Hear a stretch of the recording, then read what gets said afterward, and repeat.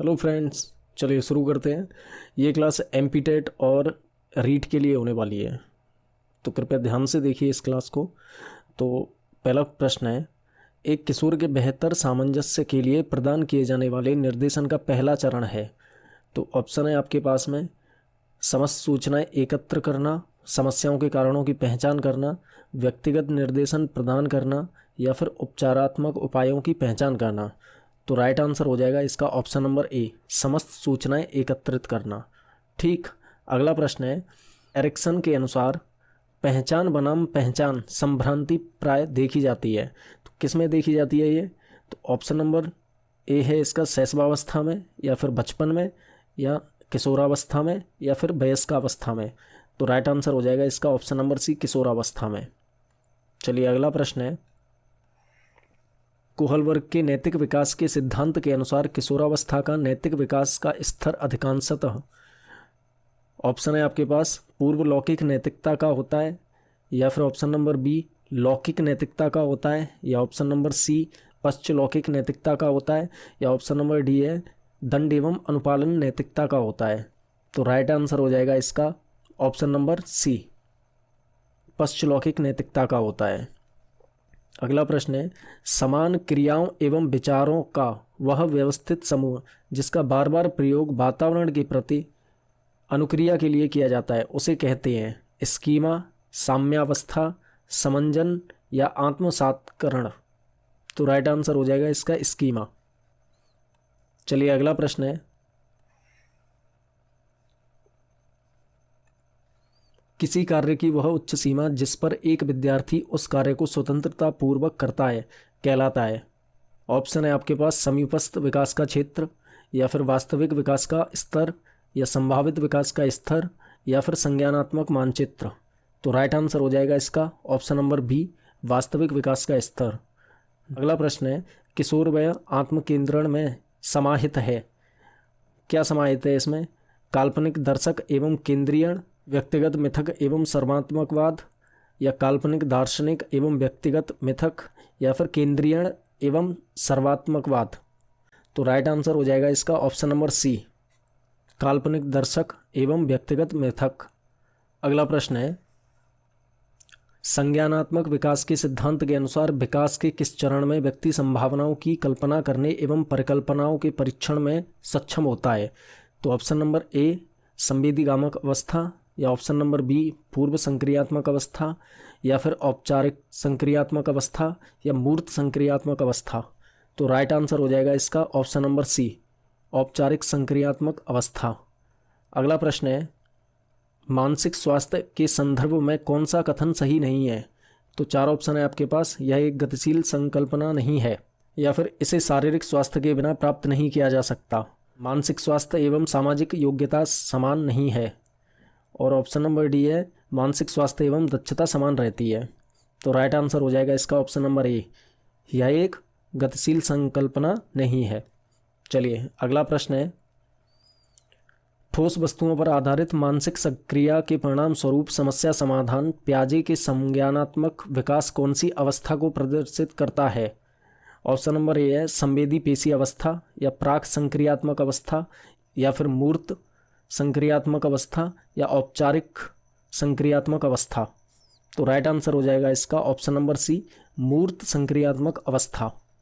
अगला प्रश्न है, प्याजे के अनुसार औपचारिक संक्रिया की अवस्था है। तो प्याजे के अनुसार कौन सी औपचारिक संक्रिया की अवस्था है? 12 वर्ष से वयस्कावस्था, या फिर 11 वर्ष से वयस्कावस्था, या फिर 13 वर्ष से वयस्कावस्था, या फिर 14 वर्ष से वयस्कावस्था। तो राइट आंसर हो जाएगा इसका 13 वर्ष से वयस्कावस्था, यानी कि ऑप्शन नंबर सी। अगला प्रश्न है, किस मनोवैज्ञानिक के अनुसार नैतिक विकास से तात्पर्य बढ़ती उम्र के साथ विभिन्न क्रियाओं के सही या गलत होने के बारे में सोचने की क्षमता में परिवर्तन से होता है? तो खाली स्थान में सही व्यक्ति का नाम भरना है। चलिए, पहला है बेरोन, दूसरा है जेंडेन, तीसरा है एरिक्सन, और चौथा है बंडूरा। राइट आंसर इसका क्या हो जाएगा? बेरोन। अगला प्रश्न है, किशोर के मानसिक स्वास्थ्य को उत्तम बनाने में निम्नलिखित में से किसकी भूमिका अहम होती है? भाई, किशोर का जो मानसिक स्वास्थ्य होता है उसको उत्तम बनाने के लिए किसकी भूमिका अहम होती है, शिक्षक की, पाठ्यचर्या की, या फिर विद्यालय अनुशासन की, या सभी की? तो राइट आंसर हो जाएगा इसका सभी की। अगला प्रश्न है, किशोरों में आक्रामकता, तनाव एवं तूफान की स्थिति या उनमें सामाजिकता की स्थिति मूलतः उनकी सांस्कृतिक आदतों एवं मानकों पर आधारित होती है।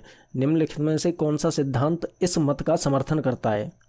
तो कौन सा सिद्धांत करता है? तो ऑप्शन आपके पास 4 हैं, तो राइट आंसर इसका हो जाएगा मानव शास्त्रीय सिद्धांत। अगला प्रश्न है, व्यक्तिगत विभिन्नता के कारण हैं। व्यक्तिगत विभिन्नताओं के क्या क्या कारण होते हैं? तो केवल वंशानुगत, या केवल पर्यावरण, या फिर माता पिता की भागीदारी, या फिर ऑप्शन नंबर डी पर्यावरण व वंशानुगत दोनों। तो राइट आंसर कौन सा हो जाएगा इसका? राइट आंसर हो जाएगा पर्यावरण व वंशानुगत दोनों, डी। चलिए अगला प्रश्न है, एक किशोर जिसने औपचारिक संक्रियात्मक विचार विकसित कर लिया है वह कि भविष्य के बारे में व्यवस्थित रूप से सोच सकता है, किसी दी गई परिस्थिति के लिए व्यवस्थित रूप से विभिन्न संभावनाएं उत्पन्न करता है, या फिर उस दुनिया के बारे में सोचते हैं जो वास्तविक रूप में नहीं है, या फिर आगमनात्मक तर्क कर सकता है। तो 4 ऑप्शन है आपके पास में, केवल ए, बी और डी सही है, या फिर केवल बी सही है, या केवल सी सही है, या सभी विकल्प सही हैं। तो देखिए, एक किशोर जिसने औपचारिक संक्रियात्मक विचार विकसित कर लिया है वो इन चारों को फुलफिल करता है। तो ऑप्शन नंबर डी हो जाएगा इसका, सभी विकल्प सही हैं। अगला प्रश्न है, किशोरावस्था में समीक्षात्मक सोच के विकास करने के विषय में निम्न में से कौन सा कथन सही नहीं है? तो ऑप्शन नंबर ए, भावनाओं के बजाय तर्कसंगत तरीके से तर्क दें, या ऑप्शन नंबर बी, न केवल क्या हुआ को पूछें बल्कि कैसे और क्यों भी पूछें। ऑप्शन नंबर सी है, समय पर पाठ्यक्रम को पूरा करने के लिए व्याख्यान विधि का उपयोग करें, या फिर ऑप्शन नंबर डी, एक प्रश्न के विभिन्न उत्तरों की तुलना और सबसे अच्छे उत्तर का निर्णय करना।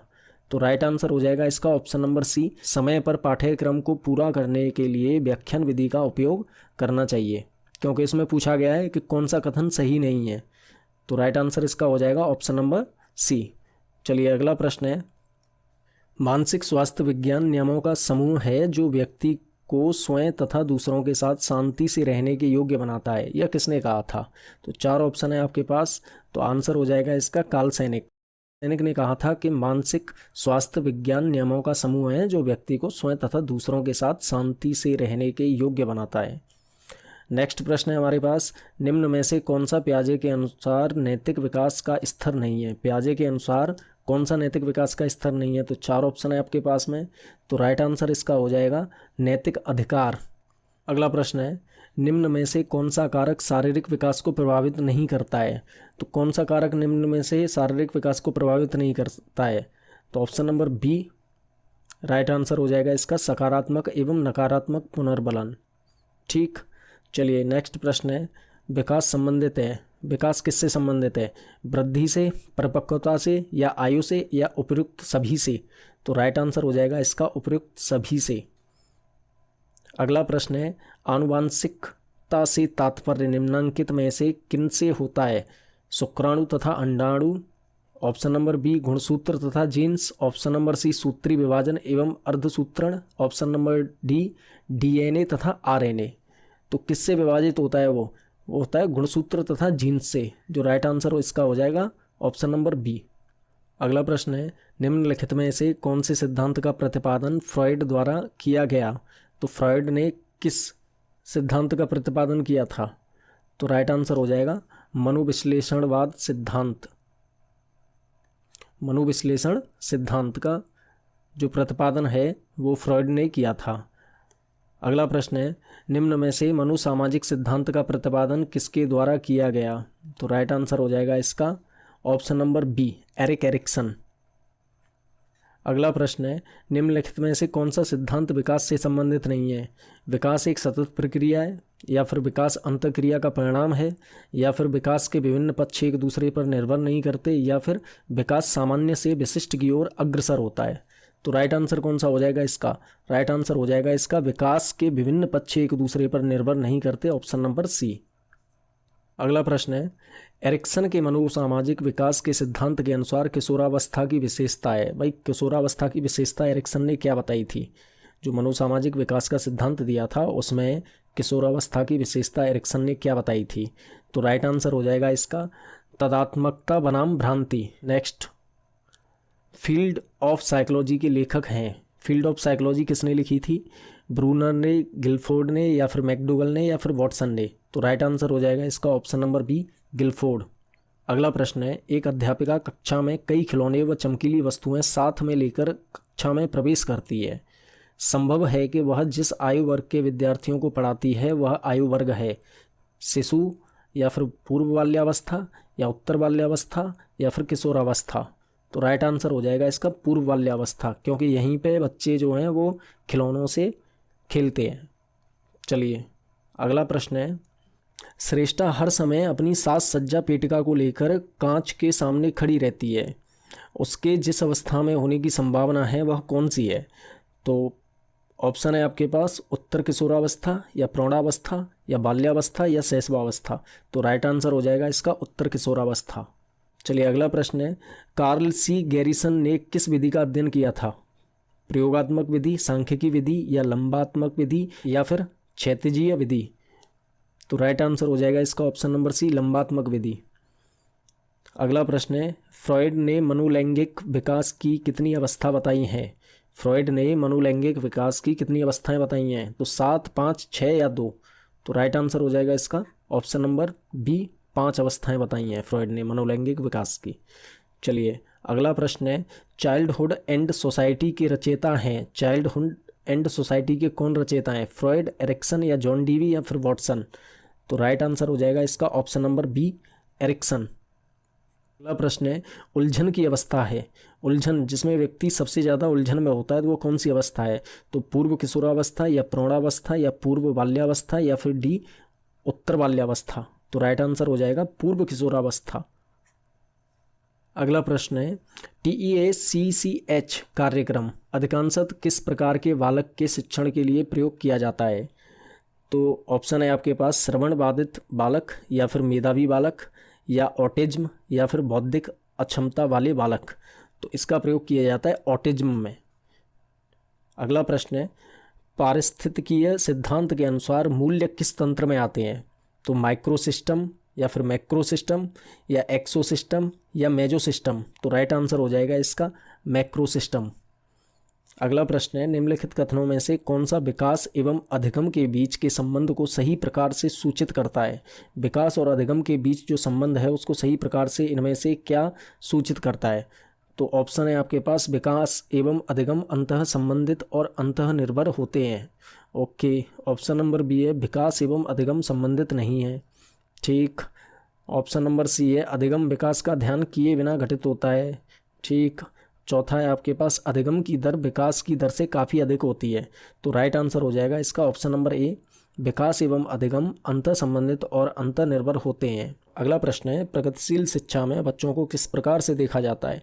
तो खाली स्लेटों के रूप में, या फिर छोटे वयस्कों के रूप में, या निष्क्रिय अनुकारकों के रूप में, या फिर सक्रिय अन्वेषकों के रूप में? तो राइट आंसर हो जाएगा इसका ऑप्शन नंबर डी, सक्रिय अन्वेषकों के रूप में। अगला प्रश्न है, लेव वाइगोत्स्की के अनुसार अधिगम है तो एक अनुबंधित गतिविधि है, या फिर एक सामाजिक गतिविधि है, या फिर एक व्यक्तिगत गतिविधि है, या फिर एक निष्क्रिय गतिविधि है? तो राइट आंसर हो जाएगा आपका ऑप्शन नंबर बी, एक सामाजिक गतिविधि है। अगला प्रश्न है, वह अवधि जो वयस्कता के संक्रमण की पहल करती है उसे क्या कहते हैं? तो 4 ऑप्शन आपके पास हैं, बाल्यावस्था की समाप्ति, या फिर किशोरावस्था, या फिर मध्य बाल्यावस्था, या फिर पूर्व क्रियात्मक अवधि? तो राइट आंसर हो जाएगा इसका किशोरावस्था। अगला प्रश्न है, एक प्रारंभिक कक्ष में एक बालक या बालिका अपने साथ जो अनुभव लाते हैं उसका क्या करना चाहिए? तो 4 ऑप्शन है आपके पास, उन्हें शामिल कर उनका संचय करना चाहिए, या उन्हें अस्वीकार करना चाहिए, या उनकी उपेक्षा करनी चाहिए, या फिर उन पर ध्यान नहीं देना चाहिए? तो देखिए तीनों जो हैं लास्ट वाले, इनमें क्या है, उन्हें अस्वीकार नहीं कर सकते हम लोग। ठीक, अच्छा, उनकी उपेक्षा यानी कि उनकी बुराइयाँ या मतलब कुछ बुरा कहना उनके बारे में वो भी गलत है, और उन पर ध्यान नहीं देना चाहिए ये भी गलत है। तो यानी कि जो अनुभव उन्हें प्राप्त हुए हैं उसके आधार पर उन्हें शामिल कर उनका संचय करना चाहिए। ठीक, तो चलिए आपसे मिलते हैं अगली वीडियो में, तब तक के लिए जय हिंद।